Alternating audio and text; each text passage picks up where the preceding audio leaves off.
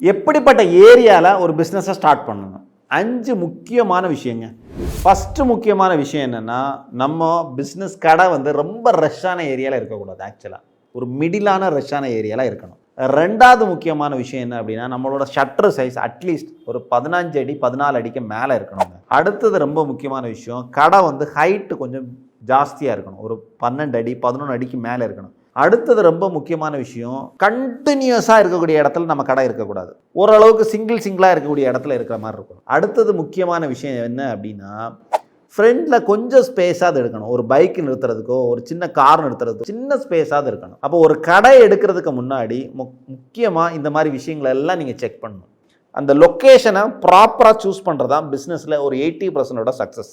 Comment பாக்ஸில் ஆரஞ்சுன்னு type பண்ணுங்கள். Health care business start பண்ணுறதுக்கான கம்ப்ளீட் செக்லிஸ்ட்டை ஃப்ரீயாக டவுன்லோட் பண்ணிக்கோங்க.